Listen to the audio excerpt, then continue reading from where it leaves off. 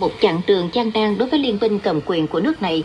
Bầu cử lần này sẽ là cuộc cạnh tranh quyết liệt giữa 19 đảng chủ yếu của Nhật Bản để giành 125 ghế trong tổng số 248 ghế của Thượng viện. Dự kiến sẽ có 520 ứng cử viên chính thức tham gia tranh cử. Trung sự chú ý của dư luận. Dạ, khá là đẹp tại khu vực này và các đất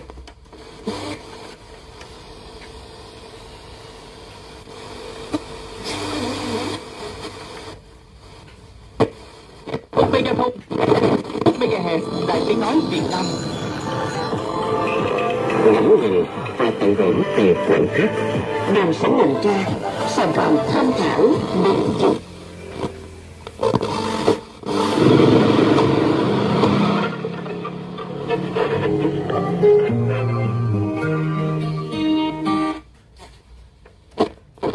Trung tâm y tế huyện hoặc là cái hỗ trợ từ trung tâm đối với các trạm y tế xã, bởi vì như tôi cũng đã trao đổi thông tin.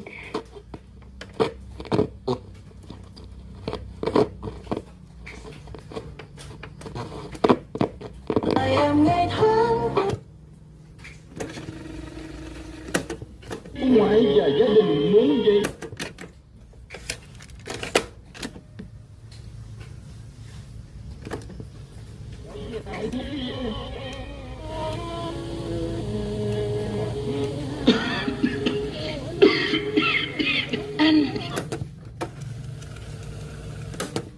Anh về đây.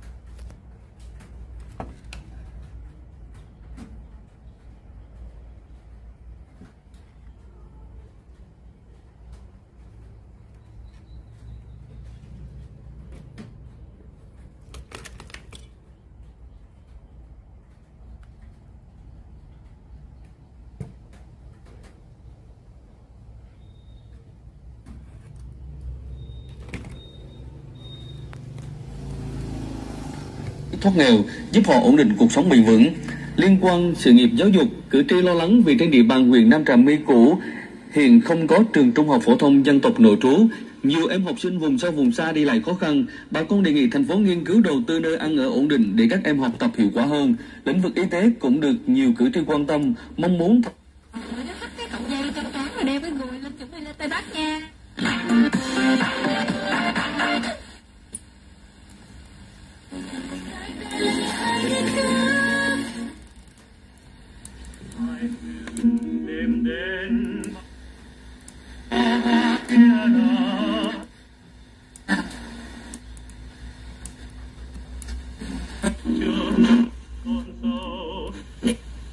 điều mà em thầm nguyện không chưa đủ để người dân nhà đạt chuẩn 3 cứng, mong muốn có sự điều chỉnh phù hợp với thực tế miền núi.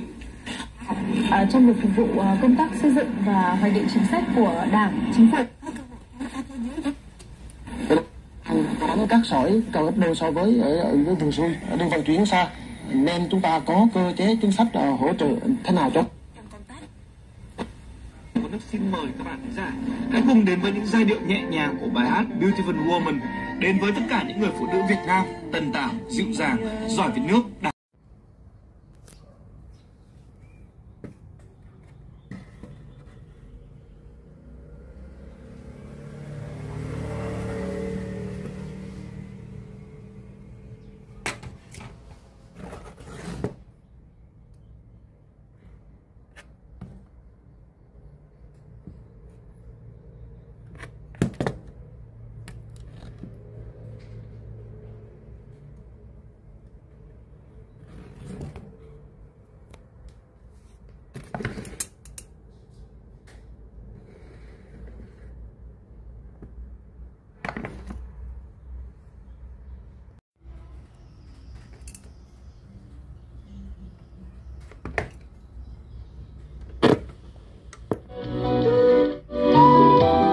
Thưa quý vị, với tinh thần bảo hành trọn đẹp là một bông hoa dân bác, Hội Liên hiệp Phụ nữ năm thực hiện chỉ thị mạnh học tập và làm theo tư tưởng đạo đức phong cách Hồ Chí Minh, đồng thời tổng kết 2025. Tại hội nghị, 34 tập thể và 33 cá nhân tiêu biểu đã được trao tặng bằng khen vì có những đóng góp tích cực trong phong trào thi đua yêu nước. Bên cạnh đó, 52 tập thể cá nhân xuất sắc trong học tập và làm theo Bác cũng được vinh danh. Họ là những người phụ nữ bình dị, gần gũi nhưng đầy bản lĩnh sáng tạo và tận tâm vì cộng đồng. Từ những mô hình tiết kiệm nhân áp chỉnh về pháp lẫn cải cách trong thực thi. Hết cần siết lại quy trình giám định pháp y tâm thần, tăng tính minh bạch và có sự tham gia của nhiều chuyên gia độc lập trong các vụ án nghiêm trọng. Nên có hội đồng giám định liên ngành hoặc yêu cầu đánh giá lại khi phát hiện có dấu hiệu bất thường. Thứ hai, phải sửa luật theo hướng tăng hình phạt với người tiếp tay làm giả bệnh án. lại nhờ gì? Thì chắc mẹ bận mà không thu xếp được thì mới phải nhờ gì. Em nhiều khi cứ vội vào, phải bình tĩnh tìm hiểu xem thế nào rồi ông nói chứ. Gì thôi, chắc là mẹ cháu bận việc quan trọng là gì? Mẹ cháu không, mẹ hai đứa bận việc nên chưa lên được thôi. Hai đứa không phải lo đâu, dì lên thay mẹ chúng. Chưa thấy nó cái thuyết phục cái giữa hát nó quyện với nhạc đến cái nhịp với nhau, càng sau nữa là có mùi 15 triệu đó. Thế còn bạn nữ thì bạn Hương Giang thì lại không bị dẫn lẫn vai cả, và cũng rất là đủ độ bay độ